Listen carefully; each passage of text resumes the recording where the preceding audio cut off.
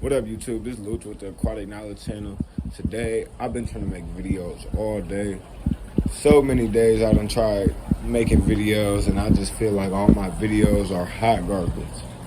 But today, I'm going to just start with the fundamentals, and I'm going to tell y'all first day, first week, first month type time aquarium fundamentals, the things that you need to buy, the essentials to get started. This is going to be for the beginner, first time hobbyists that don't know anything. I'm going to tell you everything. Alright, so the two most important things that I could think of for the first day is water conditioner, which is going to be AquaSafe or something like that. Where my water conditioner at? Something like this. Water conditioner. If you get the tank, if you get the full tank set up, it'll usually come with a starter dose. But you need to get some more because you're gonna always need that. Second most important thing, well, probably the first most important thing, will be a beneficial bacteria starter. So it's gonna be basically same type of deal as the water conditioner, except what this is gonna do is basically see the filtration of the aquarium, see the substrate of beneficial bacteria. So it's basically just beneficial bacteria cultured in a container, and then you dose it. You know what I'm saying? Follow the directions and dose it, and then your tank will actually cycle itself. Now, it doesn't really work if you don't do this, because you need to have some type of cycled media from some source to cycle any aquarium. So if you're adding fish and you don't already have cycled and seeded basically filter media, the water the nitrate cycle won't start.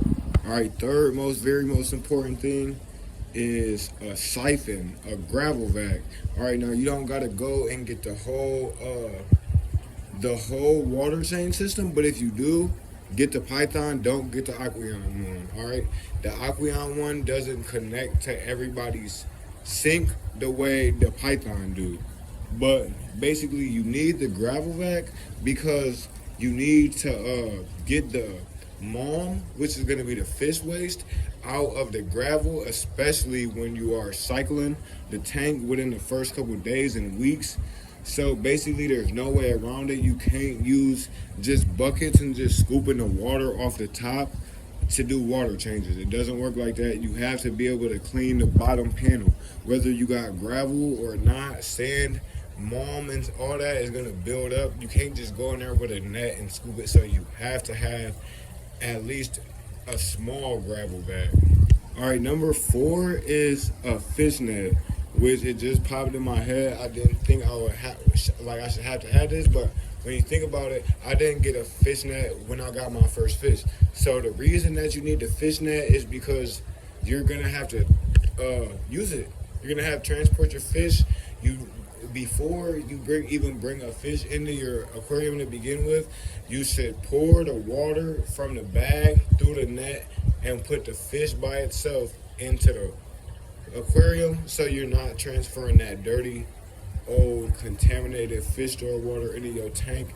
And there's so many reasons for that, but you want to just get in practice of never pouring water into your aquarium from other aquariums. So that's why you need the net. Also, just in case you need to remove a fish, you know what I'm saying, anything, just get a net. All right, now the last thing that I want to add to the list, number 5, that I feel like is the most important thing, fish food. That's not number 5, but obviously get you some food. Get at least 2 types of fish food, I'd say. Make sure you get the right fish food that's going to work for your fish, because that can be tricky for you sometimes. But number 5 is going to be, if I can remember, a thermometer or a heat gun.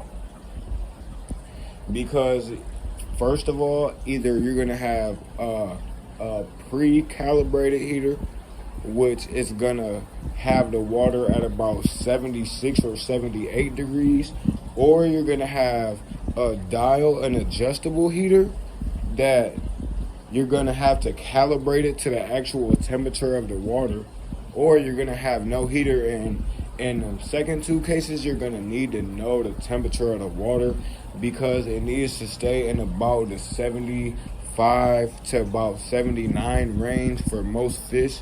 Some can do, you know what I'm saying, a little lower or a little higher, but like general rule of thumb, try to shoot for like 77, 78. But in the beginning, until you understand really the fish and know, you know what I'm saying, your room temperature, get you a heat gun, a thermometer, an in-tank thermometer. But you gotta be careful with those, because the fish can break them if they're glass, and if they're the metal ones, they can get cut on them. So I got a room thermometer, so I know what my actual room temperature is. Sometimes it can be like 70, sometimes it can be like 90. So I really gotta pay attention to what environment I'm putting my body in. But you know what I'm saying? Humidity, get you something that can read humidity, heat, thermostat in the tank, or a heat gun. Basically, that's the 5 most essential things that as a beginner you will overlook. But these are the things, if you don't bring these home, you're not gonna have success for you. So I hope y'all got, if you are a beginner for real, I hope you got some value from this video. If you did, like and subscribe, drop some questions in the comments. Stay fishy, y'all. If you are just getting into this hobby, you about to have fun. So stay with me, man. Come on, stay fishy, y'all.